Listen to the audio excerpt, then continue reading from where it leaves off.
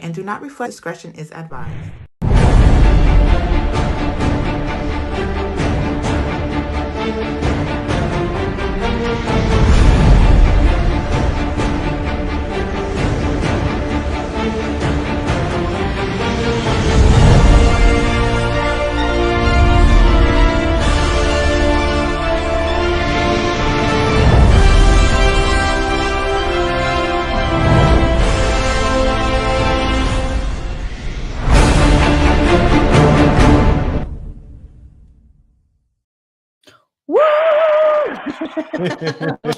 Where the clapping? I want to hear this. Hey, welcome to the Chris and Nina Real Estate Podcast. I'm Chris.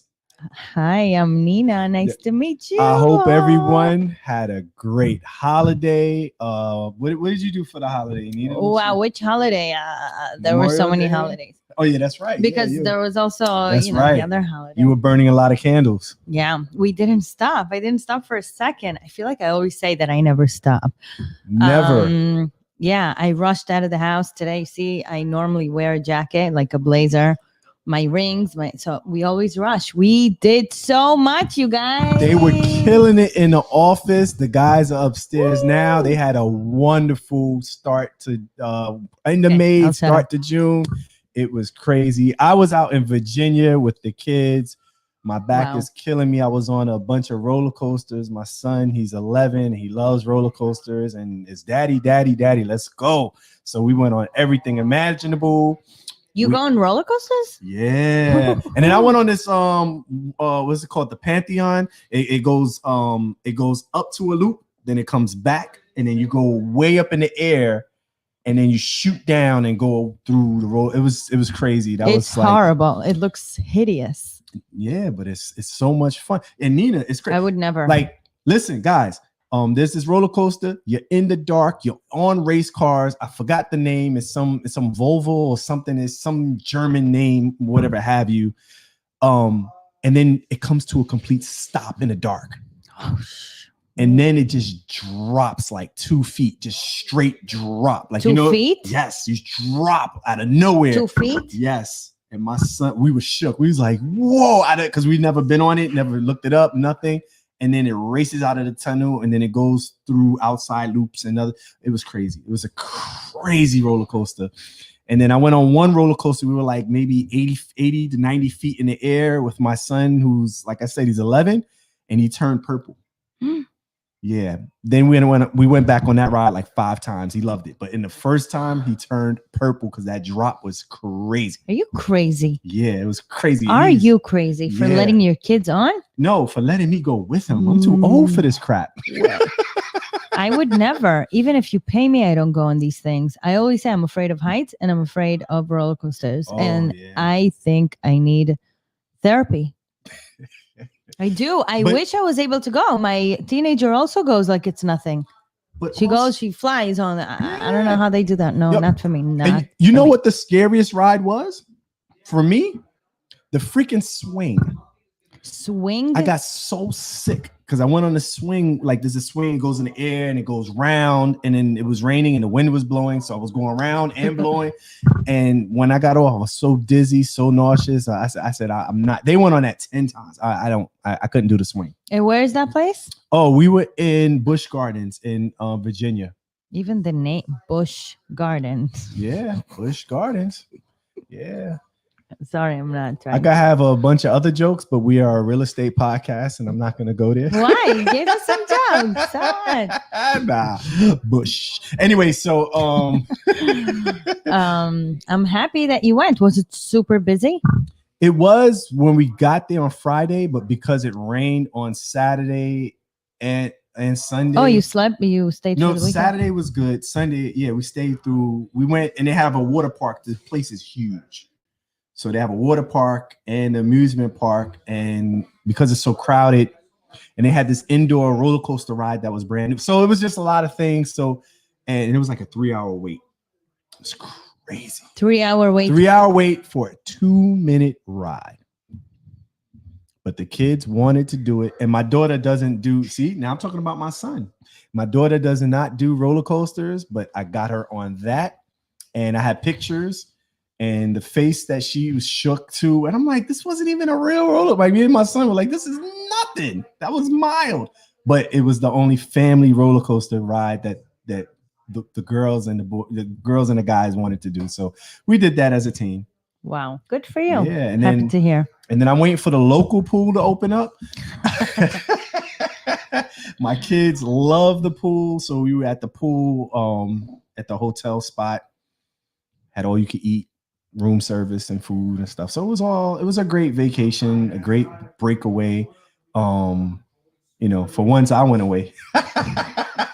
No, good for you. Listen, yeah. You need it sometimes. We work like dogs. Speaking of which, I come through, try to have a meeting. Man, you were connected to the phone wow.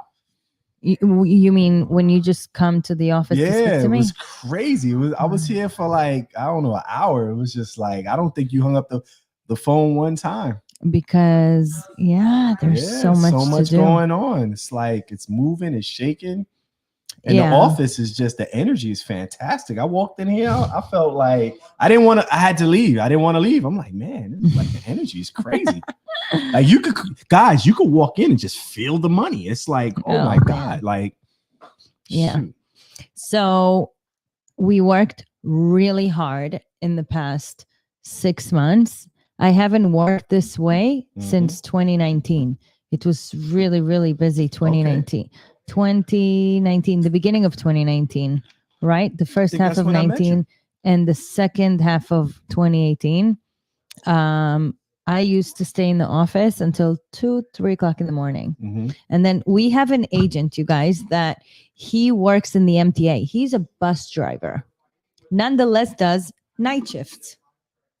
He works during the night, and during the first half of the day before he has to go to work, he's supposed to sleep. So he pushes his sleep later on, and then he does real estate during the day. So he used to see me at night times during those times, 2-3 o'clock in the morning. He used to come in, and that's how we met. Started yelling at me, "You lady is staying over here till so late. Who the hell do you think you are to stay here until so late?" Yeah, I get it. It's dangerous, but we worked so much. Listen, we got to get done. You work now like no one else does, so you live later like no one else will.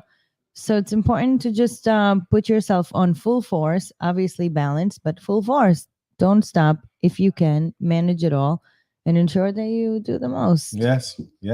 Did you get I sent you something on IG. Did you see that new plane they got? It's like should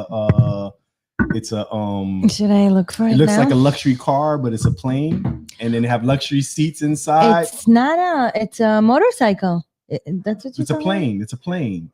And I thought I saw. Yeah, I'll show you on the break, and maybe I'll show it to our audience. It was crazy. I said, oh, Nina should purchase this. A plane? Yes, a plane, a luxury plane. I thought you showed me like a motorcycle that goes up, and then the wheels go in, and then it flies. Yeah, I might have showed you that. $500,000. Yeah, that's super. Yeah. Super cool. Guys on Instagram and Facebook, they have this woman, but she works with a guy too, and they show these luxury cars, planes, and just cool gadgets to have if you have like $500,000 to just play with. And it's an interesting page where they have all these different gadgets. Like if it didn't look weird, I would definitely get one. Yeah, it's not pretty. That the plane I'm gonna show you was pretty, but that wasn't pretty. It's just that plane you have to have landing, I'm assuming. You would put it in, you would like when people buy planes, they have like places to store their planes, right? Kind of like when you buy a horse. What I'm trying to say is you need to land where you need to. Like, let's say now you're all the way out in Staten Island. Right. You have to show a house, let's say in Long Beach, because now we're getting a mansion in Long Beach that we don't know about yet. Right. But imagine the ride from Staten Island all the way to Long Beach. That's half a day. But that's why you need a helicopter. Right. And that's what I saw too. They have like mini helicopters for like $500,000 that you can fly. No, you have $195 a ride. Oh, that's amazing. Wow, that's yes. Yeah. They automatically, you know how they spot you nowadays, your location. So as soon as I landed not too long ago, I don't know where we went. Yeah. I got an ad. It's like sponsored, I'm sure, for your location. Book now to get to the city for Okay. $195. Wow. How cool. Yeah, that is. A legit helicopter ride. And not only that, let's say you fly, like, because to some locations, different airports have no connections where you can fly straight to Vegas or fly straight to LA or fly straight to Alaska, wherever you want to go. So like JFK is one airport that has some flights that straight to places that most airports don't. But also if you want to fly from Jersey, but to get to Jersey to that, it was a Newark airport, to go through there, it's almost a 2 hour ride going from Long Island or Queens, when you could just take a helicopter and get there in what? And then 30, 45 minutes? Oh, it's not even the distance. It's the traffic out there, dude. Like the traffic is insane. I feel like it's so overpopulated. Yeah. You know, and everyone getting cars. What happened? I thought cars were so expensive. But you know what's cool? We drove to Richmond, and on the way there, where's Richmond? In Virginia. Virginia. And on the way there was traffic because we were driving on Friday morning, and we got there 6 hours. But on the way back, we left on Monday. And they have this expressway where express lane, and there was no cars, and I was flying down that thing. It was so much fun. On the way back, I got back so quick. I think we made it in like 5 hours. Wow. Easy. Flew back. No traffic, no nothing. And they have the expressway. I guess you're going to find out if there were cameras. Well, I'll send you the notices. I'm just kidding. Nah, yeah, probably. Yeah, but I don't know on the highway if they have. Of course cameras. They do. And you always have to have your ways on so you can see where the cameras are. On the highway? Well, duh. Well, on the expressway. Well, also, they have one on the BQE, Brooklyn Queens Expressway. They do? One. Right by... and they give tickets? Like when you cross over Williamsburg. And they give tickets? I don't know. Yeah, that's what I'm saying. I don't know. The office knows. They pay for it. I forgot you, Mario Andretti over here. No, listen, I drive fast. It's a problem. Yeah. I know. So listen. All right. So guys, there's this guy named DJ Envy. He's a local DJ on Powell 105 DJs. In the morning. Yeah. And he does real estate. Okay. And he buys and flips, and he has partners and that he works with. And he's been doing this for, I want to say, the last 10 years. Like he's been doing this for some time. But now all of a sudden it's coming out that some of his investors are claiming they're being defrauded. They're claiming they're going to call the feds. They're going to have them investigated. And the thing that bothers me is because he's a celebrity, but these investors aren't necessarily his investors. They're working with his partner. But because he's the celebrity, I feel like they have something to catch, right? Where you're gonna get all this attention, so you can force them to give you your money back. But when you're in, I'm an agent, you're a broker. We are licensed. You're not investing. We're not taking your money. We don't hold your money. We have to be very careful in dealing with any kind of investor type situation because we have actual legal licenses that can be revoked by the state, right? But in this time of recession, of downturn, of jobs, of people losing jobs, people will be taking more risky investments and going. But sometimes you think something is a fraud, right? When it's not. Like sometimes in real estate, I hate to tell you, you could hire a contractor and the contractor not hold up their time, not get the right materials, and set you back. And then you have payments to make because you have this actual home where if you bought it with hard money, which people say which is called all cash, it delays. And then when people invest money, you tell them a time frame and you get pushed back. People, when they don't get their money, they want to claim fraud. They want to claim all these things. And when you're a celebrity, it's worse because the media can really make something sound so trumped up, so fictitious that people believe like, oh my God.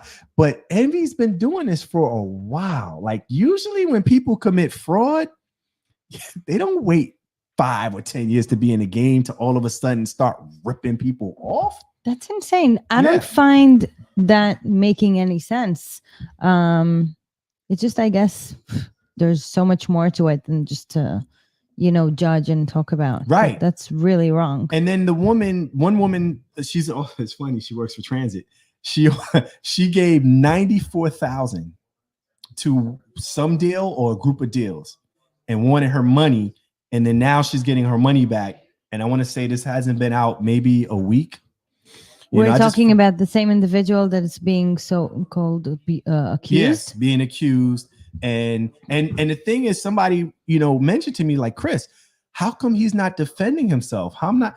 And I said, listen, anything you say can and will be used against you. For sure. So you can't, you have to let the chips play out when you're being targeted, right? And you think the person that's making the accusation is the victim. But in this case, until it's all settled, we don't know if there is a victim. Because when you're investing in real estate, it's not as black and white as, oh, we took your money and we're not giving it back to you, because we don't know all the details of the deal or deals. And then what happens for all the time that you've gone through all the headache, the shame, the business, the lack of business that you could go through when you are being accused, so-called accused. But dude, you're not really guilty until you're really guilty. The problem is that when you get, God forbid, from us, that when people get indicted, it goes public. It's public records. But for what? For what if afterwards they become not guilty and they prove themselves wrong? But then what happens to the past? Everything stays there. Everything's public records after bad news travel fast. Exactly. This is horrible. And another thing too, the feds, the state, they never say, oh, we're in by the time you figure it out, you're under investigation, you're in handcuffs. Like they move in silence. They don't broadcast. They don't say, hey, we're investigating. No, they move in silence unless somebody blows a whistle. And so that's why it's just interesting, when stuff comes out in the media, you got to kind of read between the lines and see that this is just a play because somebody wants their money back for whatever reason.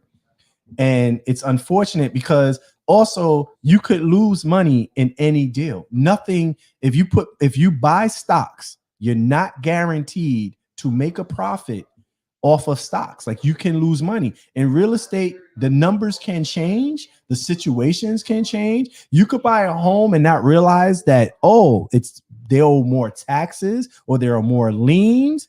And there's other complications. Also, you could also buy a home and not realize, oh my God, I gotta pay $30,000 for a roof, right? And then also that might have been last year's $30,000. It might be $40,000 this year because the prices of materials have gone up, labor has gone up, gas has gone up. So there's so many factors into working your numbers and understanding and dealing. And when you're dealing with a new investor too, because new investors want their money real quick. They are so thirsty. They want to see a profit. So I don't know if this woman I don't know all the details. I'm not speaking in particular to just this situation. I'm speaking overall when you're out there and you're making investments, the riskier the investment, if it sounds too good to be true, don't do it. Yeah, but that's why you have professional team, you have legal team, you have title insurance, you have also consultants, simply people who are in the business that will give you good advice, bad advice, or whatnot. Yeah.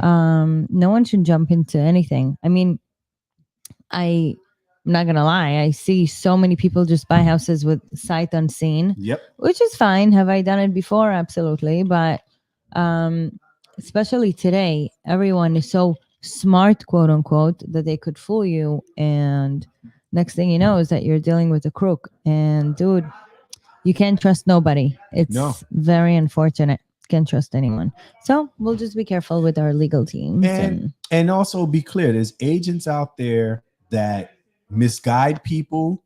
And the number one target, unfortunately, is the elderly who own homes that can be misled and be led astray by agents that are licensed, that are coming in as if they're helping. and they're helping you to be homeless. Like, you know what I'm saying? Like, we have to really take care of our seniors. You know, that's why it's great, you know, to have to put homes where it's not in the senior's name, but it's in an estate, so that it's protected, so that someone, you know, when an agent thinks they got a deal or thinks because they got the owner, nobody, it's in an estate. You have to get the daughter, the niece, the aunt, whoever's on that estate. You can't just go through this elderly person that you're taking advantage of. Yeah. And then for the trust, right.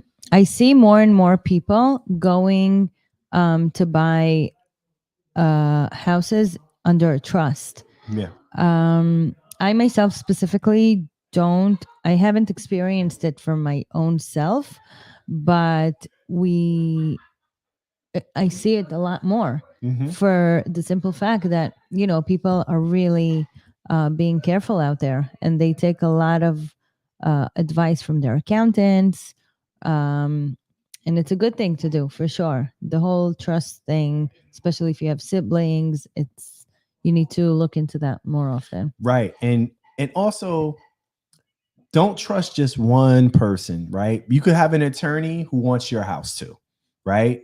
Also, a new thing is you have these so-called mortgage companies, but these mortgage companies aren't traditional mortgage. They're like a group of, like, they get investors. So let's say they get 5 people with 500,000, and they're all looking for a percentage of whatever mortgage they're going to give you. Oh, it's investment group, right? But when things go bad, you can't find anybody to deal. You can't find a customer service rep to get your money back. You can't, like, it's funny to me. It's like, you know, I read all these things and I'm sitting there like, yeah, like, it's all good. You'll find them when they're coming to take your money. But when something goes into foreclosure and your 100,000 is tied up in a foreclosure and you're like, hey, we want our money back, you're not getting that money back. Right? Because when it goes through foreclosure, the chances of you getting out what you put in is very slim. And the chances of you making a profit doesn't exist. And they're not going to tell you because they're not going to take your call. They're going to move on to the next people and get their money. It's a shady world. It's a shady world. And when people are looking for you to get your money, they'll wine and dine. They'll talk to you. They'll listen to your problems. But once they got your money, it's on to the next victim. So you have to be careful and make sure you speak to people. You do. Now we have more information than ever. Yeah, and everything is there for you to access. Right. But people do tend to wait until last minute when it comes to the pre-foreclosures. By the time they reach the foreclosure sell date, unfortunately, that's when they realize that was the last of it. But unfortunately, that's just the nature of human being. They really want to exhaust all options until they can't. But it is what it is. And therefore, whenever it faces foreclosure, last minute before the foreclosure sell date, people are either looking to pay off the loan in full, which brings insane amount of stress to the seller side.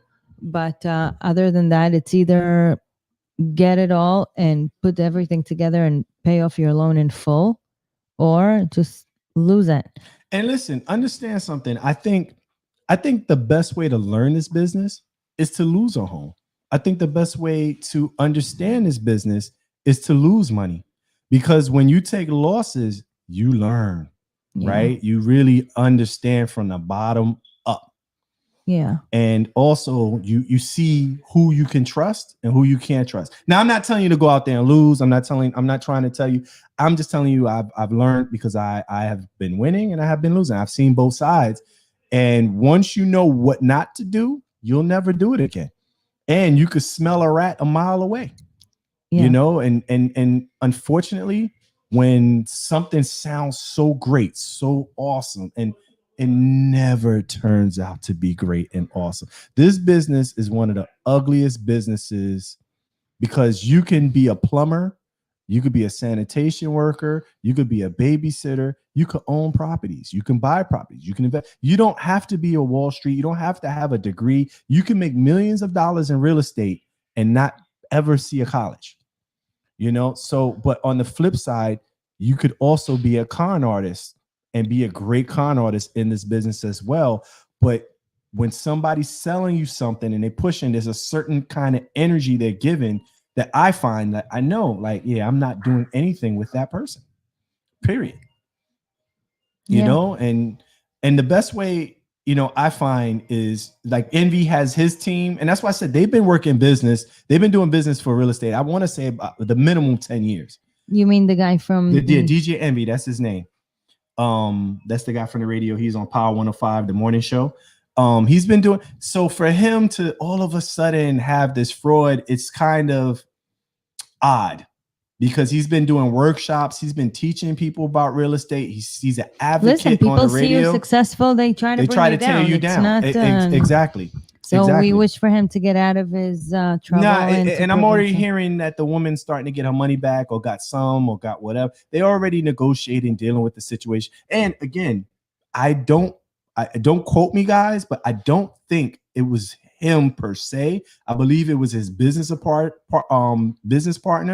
and he's guilty by association. I don't think he's on that particular deal. But I even learned from him, like, he was the first one, but by the time I learned, it was too late. 2 families in Newark and like all that before they started fixing up Newark and he was buying and invest. He made a lot of money when no one was buying in Newark. Like Newark was trash. And now you go to Newark, it's not what it was 20 years ago. And he was the first one. And then he branched out to different locations because that's what he was doing. He was teaching people how to buy multi-unit family homes and make a profit, and showing that anyone, not just because, you know, people think DJs on the radio make a lot of money. They really don't. They really don't. I think he got into the millions off a lawsuit. So it wasn't just DJing, but he took the money he got and he invested in real estate, and now he has a car show where he has exotic cars like yours. And then he does stuff for the kids. Like he's a good guy. So, you know, shout out to Envy. I hope that all of this it is, like I said, not worth the headache. I just hope everything goes away and he gets back to his real estate business and whatever he's doing for him and his family. But so it's interesting. It is interesting. And we're gonna talk some more right after our break. Exactly. We're gonna take a quick break, so we'll be right back. See you soon. So, and for you. Hey, what's up, you guys? It's your girl, Chrissy, here to let you know that the Evening Rush Network now has an app. Yes, an app, you guys. So you can stay connected on the go and watch all your favorite podcast shows. You can download the app at Google Play Store or Apple iTunes. So spread the word. Tell a friend to tell a friend. Also, if you're looking to start a podcast and really don't know how, well, hit us up at the Evening Rush Network at gmail.com and inquire about time slots, pricings, and everything you may need to get started. We got you. Join the winning team, the Evening Rush Network. And also, download that app. What are you waiting for? Get to it. Hi, I'm welcoming you today to our latest exclusive here at 222 Echo Place in the Bronx. This is a 44-unit building offered to you, and I wanted to bring you over to take a look at some really nice views. We're just minutes away from Jersey, right by the George Washington Bridge. By the way, we're 5 minutes away from the Yankee Stadium. Take a look around.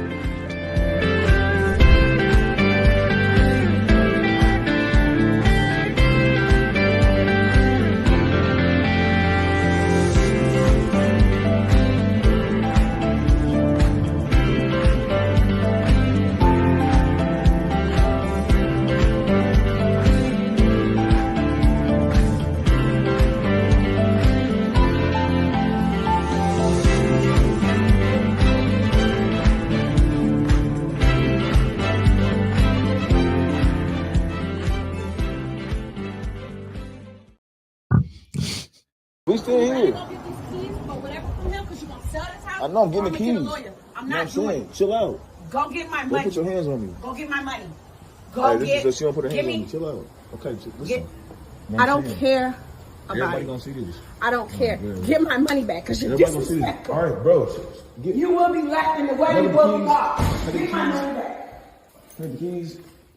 He's not staying here. You're not staying here. What we gonna Keep say? the keys because I will get a Let me lawyer. know. What we I will gonna get a say? lawyer. You did not get my signature on this house. Where we gonna stay? I don't don't know. I'll figure it out. All right, you figure it out. I'm staying here. You're not staying Get here. your lawyer. If you stay here, it's over. I already signed it already. It's over. If you stay here, it's over. over. If you stay here, It's it's over. over. Get the lawyer. I'm staying here. Get the lawyer. Call the lawyer. Whatever you gotta do. I signed the paperwork. Your money is just as good as my money. My money is as good as your money. You already know already. Now you start crying. It's You all don't want to see my us money. crying. You ain't put nothing into it. That's what I'm saying. You think that barbershop money got me? It's mine.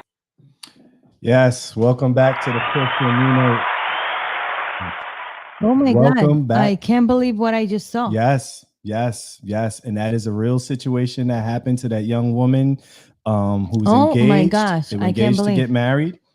And Wait, start from the start. yeah, so you see in the start that he's saying, don't touch me. She's nowhere near him, right? He knew that what he did was foul. But start from I don't know anything about it. Right. So what the hell? So in the video, allegedly what she's saying, they have a joint account. They're engaged to get married.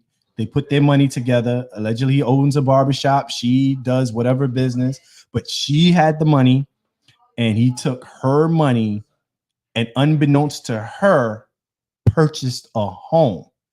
And the first time she sees this home is in this video we see.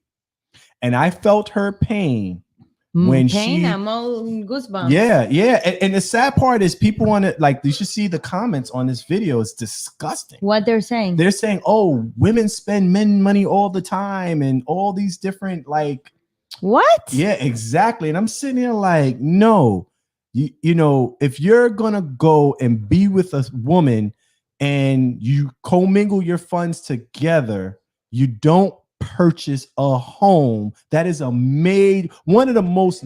You could buy a car and bring Wait, it but back. like, You cannot again, buy a home and bring it back. No, but Chris, hold on. We're not accusing anyone, Right. but it's This is important. all to alleged. say. Alleged. Right.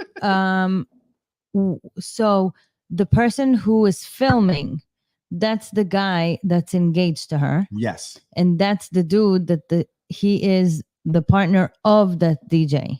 No, that might be the agent. That might be the agent or the realtor. I'm not, because usually when you give the keys, I'm assuming that that's the person. When you give the keys, it might be the realtor giving the keys after. So he got the house to sell, meaning he flipped it, or he bought it. He bought it, but It's now a they're finished selling home to it. stay. No, he bought it. He said that he's gonna sleep in that house. That they're gonna move into that house. He stood over there like he was in the middle of an open house. Yeah, but no, it's not open house.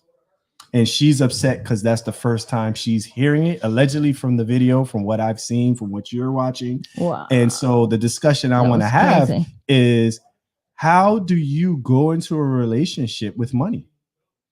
You know, just because you have access to money. Like I've been married to my wife for going on 15, 16 years. And I wouldn't even purchase a car without talking to her about it. You know what I mean? And that's a house. You're right. Like a phone, you don't. Yeah. I'm saying, it's funny. Like I was telling my daughter, phones are thousands of dollars. It's not like, but still, like I could get away with a phone. I am damn sure not getting away with it because I want a motorcycle. I want a Ducati. Anyway, so I'm not just up in one day and coming home with a boat, or because I've seen some marriages where husbands, but they had separate accounts. So the husband wanted a boat. One day the wife came home and saw a boat in their backyard. Like it's crazy. Wow. Like imagine coming home and you don't see a tent, you don't see a grill, you see a boat in your backyard.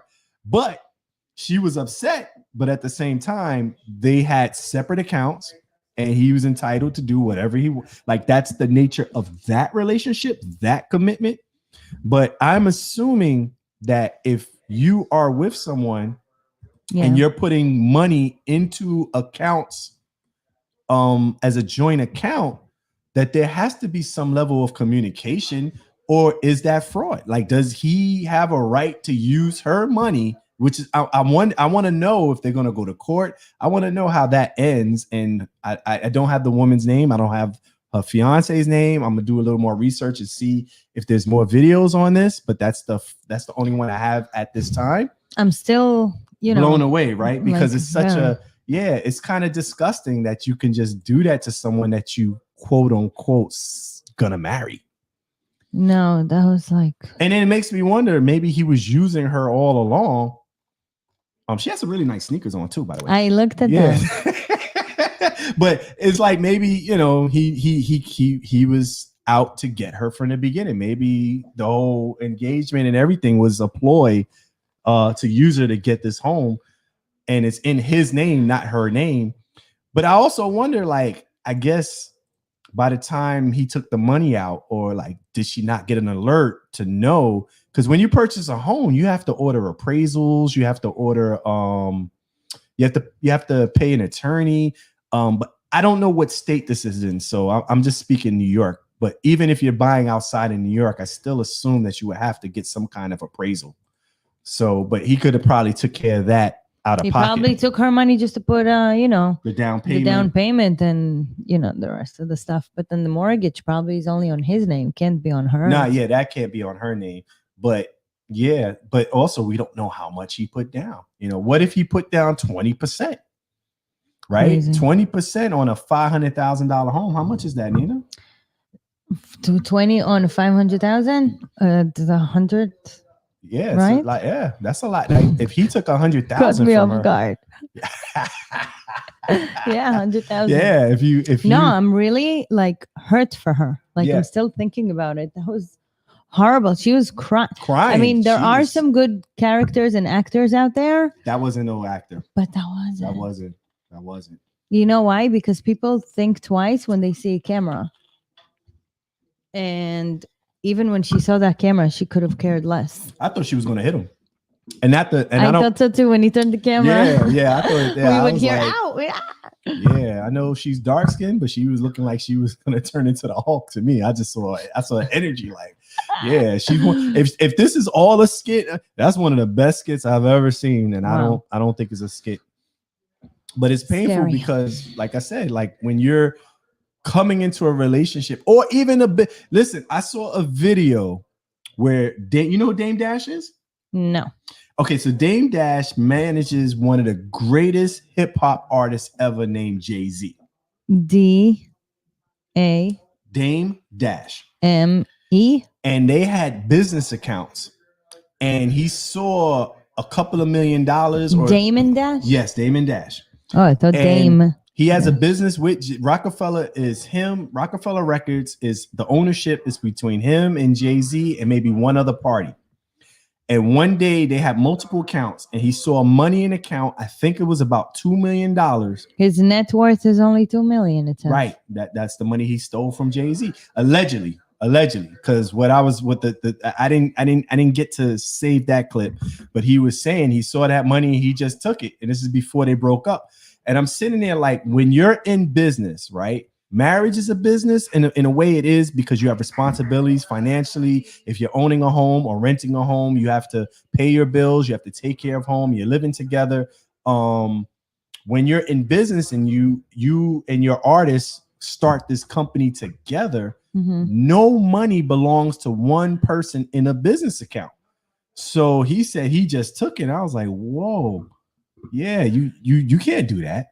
You can't do that. You have to ask for permission or say, hey, can I do X, Y, and Z?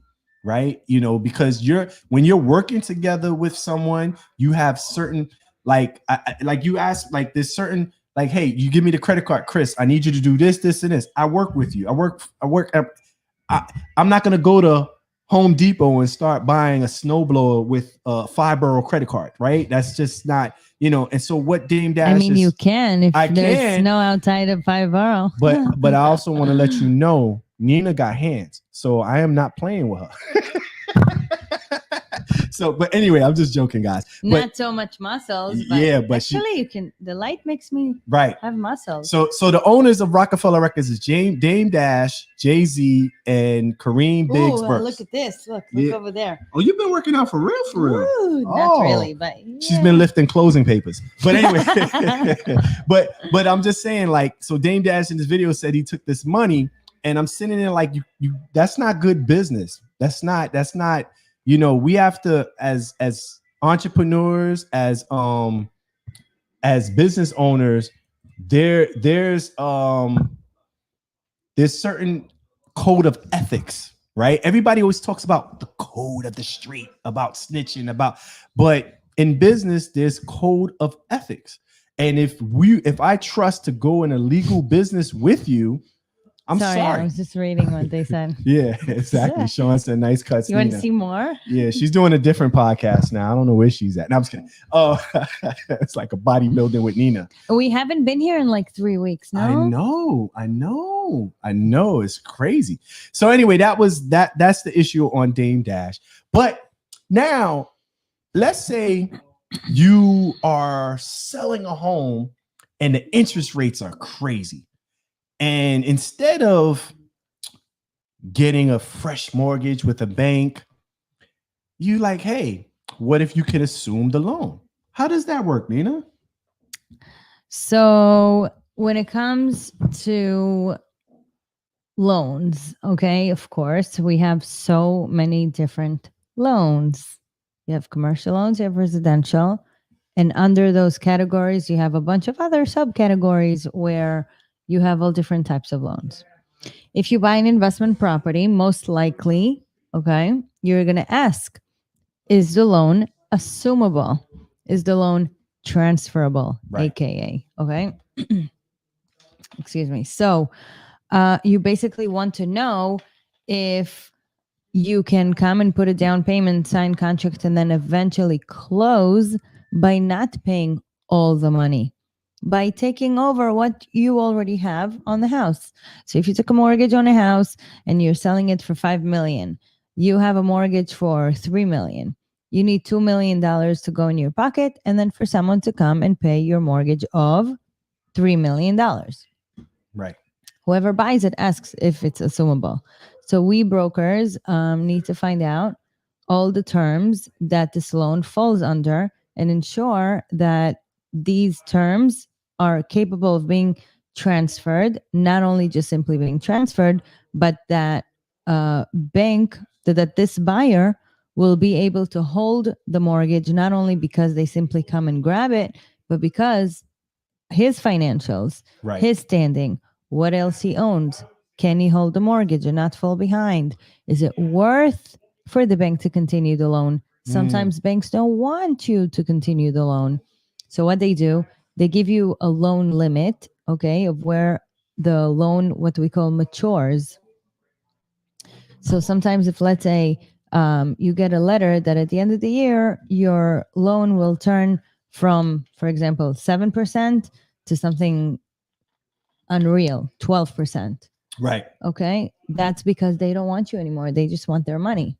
Right. So if someone else comes, it doesn't necessarily mean that it will be transferred unless it's a privately owned bank, someone smaller, could be someone bigger, like the big banks. Like Chase. Right. So that's an assumable mortgage when you try to take over the loan. You then have to prove to them that the purchase money that you are bringing to the table, meaning the total amount of purchase. So let's go back to that 5 mil example. Right. If you put down $2 million and you take over the other person's loan, you could fall under the categories and definitely, step into the shoes of the seller. But they may not like the selling price. They may decide for you that the deal doesn't work. They may feel like the deal is too much money. And then they say, okay, if you're going to put all this money down, show us your reserves, show us your financials to ensure you can hold on to it. Right. But if they feel like the price isn't right, they're not going to give you the loan. Okay. So that's an assumable mortgage when it comes to, bigger properties of not just 1-2 families. So it's mostly commercial. It's mostly commercial where people want to take over loans. Gotcha. Commercial, mixed use. Okay. But can you also take over a loan of a simple 1 or 2 family? Absolutely. Now, it's just not a traditional thing to do. Right. And do the interest rates, are they sometimes better because you're assuming whatever rate that was when they purchased the home? So you might get a better rate because of what the rates have become now. So when you initially buy the house, you get what we call a note, right? Mm-hmm. You close on it and you receive a bunch of papers, loan documents, they called the note, right? In that note, they write you all these terms. If you ever want to transfer it, if you sell it, what they could do to you, what they can do to you. And honestly speaking, not everyone checks them. Right. The attorneys don't really go into them because it's the banker's job, right? Now, what do we buy or care for when we buy a house? Is just give me the house. How much do I need to pay for it? What do I need to bring to the table? Let me move in. Right. They don't read between the lines. Honestly, I didn't read between the lines either in my past, but that's when questions come up. That's when, unfortunately, issues happen. And then there you go. You signed it. That's what you need to stand by. So that's why those are one of the things that you definitely have to look at when you purchase a house. And it's funny that you mention that, because as an investor, when you invest on like we spoke earlier about the woman that invested with DJ Envy, you don't just give money and have no documentation. Yeah. Right. But it's like, when you sign for a new app and they give you all those terms and people just checked it and they don't read it. Yeah. And then next thing you know, your data is in China because you said, hey, China can have my data because you checked it. You didn't even read that. Oh my God. And you have no other choice. Yeah. Yeah. But you signed it. Yeah. Forget your app. When you get a new phone, what do they do to you? Yeah. Terms and conditions. And there's no way out of it. Otherwise, you can't turn on your phone. And now you're so excited about your new phone. You just want to turn it on because you need your whatever. You just want to click, and then there you go. And then you figure out that you get these calls from China, and they start.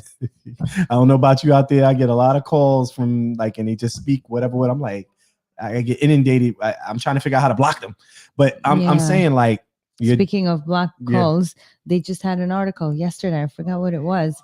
They were able to control fraudulent bank accounts, like people that are spending money. Yeah. But now they starting to lose control for the scam calls. Yeah. Yeah. Today it's been crazy. Like there have always been scams.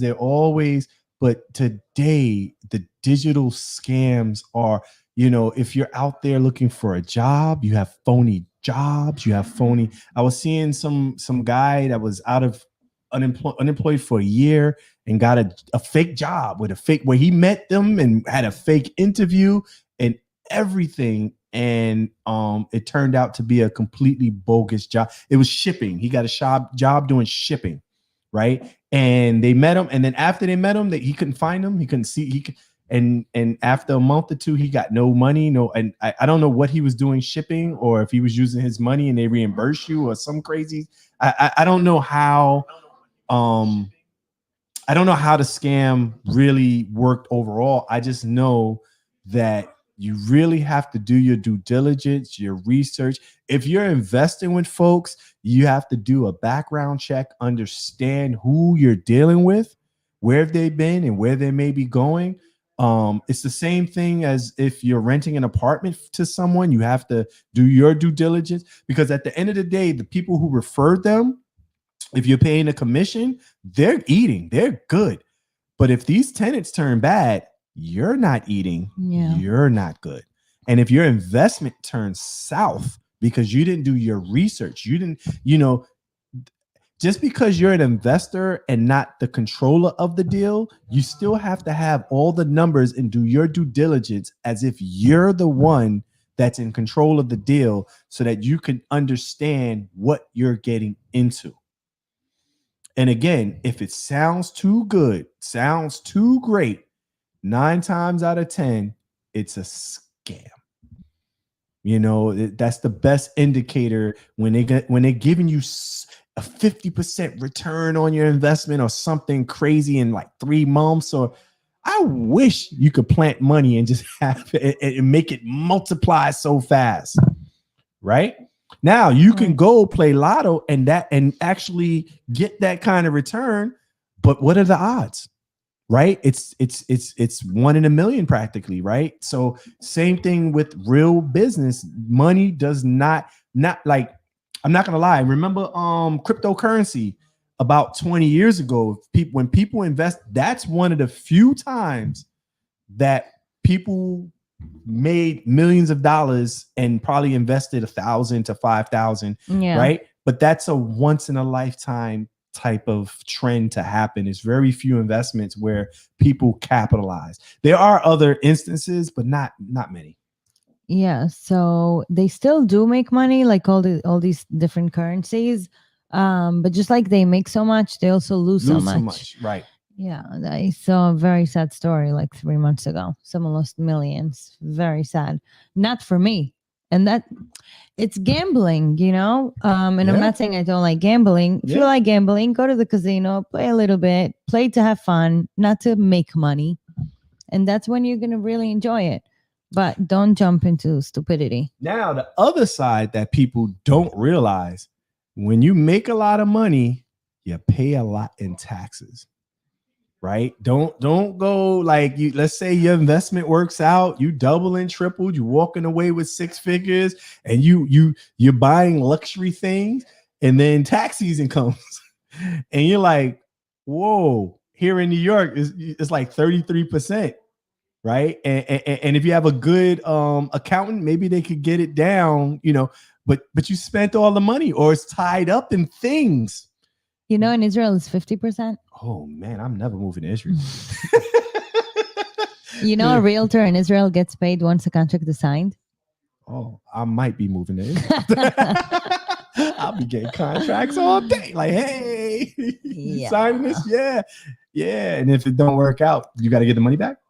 So, yeah, no, not really. I mean, it's a legal issue, but that's what they do. I was in shock to learn that. Because the tricky part is, a lot of deals don't, even after the contract is signed, even if you get to a closing table, they still like sometimes, and sometimes I've been a part of deals where we just found another buyer and thank God and got it to go and made it work.